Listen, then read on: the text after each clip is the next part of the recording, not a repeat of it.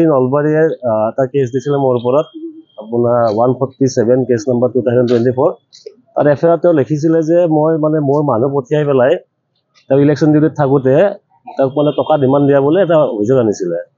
তো আপোনালোকে জ্ঞাত চাগে। তো সেইটো ভিত্তিত এফআইআৰ ৰেজিষ্টাৰ হ'ল। তো মোৰ ষ্টেটমেণ্ট লোৱা গ'ল। তো মই পৰহি গম পালোঁ কেছৰ চাৰ্জশ্বিট ওলাইছে আৰু চাৰ্জশ্বিটত এইটো ক্লিয়াৰলি মেনশ্যন কৰা আছে যে তাত কোনো এক্সটৰ্চনৰ প্ৰমাণ পোৱা নগ'ল, কোনো সাক্ষী পোৱা নগ'ল, একো পোৱাই নগ'ল। তো এতিয়া যে ভাৰতীয় ন্যায় সংহিতা আছে তাত 48 ছেকশ্যন মতে লিখা আছে কোনোবাই যদি কাৰোবাৰ মিছা এফআইআৰ দিয়ে তেতিয়া তেওঁৰ ওপৰত আমি এফআইআৰ দিব পাৰোঁ। মিছা এফআইআৰ দিয়া বুলি তাৰ বাবে 5 বছৰৰ কাৰণে জেলৰ শাস্তি বন্দোবস্ত কৰা আছে, লগত 2 লাখ টকা ফাইন। তো সেইকাৰণে যে আহিলোঁ আপোনাৰ এফআইআৰখন দিলোঁ, ষ্টেটমেণ্টটো ৰেকৰ্ড কৰিলে মোৰ। চাওঁ কি কৰে এতিয়া। যদি কেছটো ৰেজিষ্টাৰ কৰিবলৈ আশাবাদী নলবাৰী থানাই, আৰু যদি নকৰে কিবা তেতিয়াহ'লে মই CGM কোৰ্টত মুভ কৰিম। আৰু নলবাৰীয়ে এটা কেছ দিছিলে মোৰ ওপৰত আপোনাৰ 147 কেছ নম্বৰ 2024 তাৰ এফআইআৰ তেওঁ লিখিছিলে যে মই মোৰ মানুহ পঠিয়াই পেলাই তেওঁ ইলেকশ্যন ডিউটিত থাকোঁতে তেওঁক টকা ডিমাণ্ড দিয়া বুলি এটা অভিযোগ আনিছিলে। তো আপোনালোকে জ্ঞাত চাগে।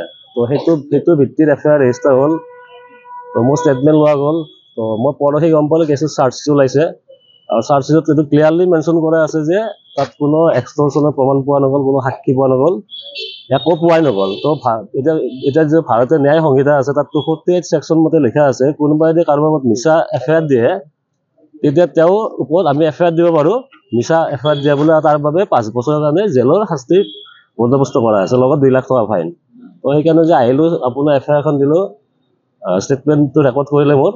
চাওঁ কি কৰে এতিয়া। যদি কেছটো ৰেজিষ্টাৰ কৰিবলৈ আশাবাদী নলবাৰী থানাই, আৰু যদি নকৰে কিবা তেতিয়াহ'লে মই CGM কোৰ্টত মুভ কৰিম। আৰু নলবাৰীয়ে এটা কেছ দিছিলে মোৰ ওপৰত আপোনাৰ 147 কেছ নম্বৰ 2024 তাৰ এফআইআৰ তেওঁ লিখিছিলে যে মই মোৰ মানুহ পঠিয়াই পেলাই তেওঁ ইলেকশ্যন ডিউটিত থাকোঁতে তেওঁক টকা ডিমাণ্ড দিয়া বুলি এটা অভিযোগ আনিছিলে। তো আপোনালোকে জ্ঞাত চাগে।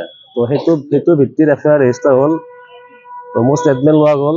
তো মই পৰহি গম পালোঁ কেছৰ চাৰ্জশ্বিট ওলাইছে আৰু চাৰ্জশ্বিটত এইটো ক্লিয়াৰলি মেনশ্যন কৰা আছে যে তাত কোনো এক্সটৰ্চনৰ প্ৰমাণ পোৱা নগ'ল, কোনো সাক্ষী পোৱা নগ'ল, একো পোৱাই নগ'ল। তো এতিয়া যে ভাৰতীয় ন্যায় সংহিতা আছে তাত 48 ছেকশ্যন মতে লিখা আছে কোনোবাই যদি কাৰোবাৰ মিছা এফআইআৰ দিয়ে তেতিয়া তেওঁৰ ওপৰত আমি এফআইআৰ দিব পাৰোঁ। মিছা এফআইআৰ দিয়া বুলি তাৰ বাবে 5 বছৰৰ কাৰণে জেলৰ শাস্তি বন্দোবস্ত কৰা আছে, লগত 2 লাখ টকা ফাইন। তো সেইকাৰণে যে আহিলোঁ আপোনাৰ এফআইআৰখন দিলোঁ, ষ্টেটমেণ্টটো ৰেকৰ্ড কৰিলে মোৰ। চাওঁ কি কৰে এতিয়া। যদি কেছটো ৰেজিষ্টাৰ কৰিবলৈ আশাবাদী নলবাৰী থানাই, আৰু যদি নকৰে কিবা তেতিয়াহ'লে মই CGM কোৰ্টত মুভ কৰিম। আৰু যিকোনো খবৰৰ বাবে যোগাযোগ কৰক 7099017330 লগতে 7099017110 নম্বৰত।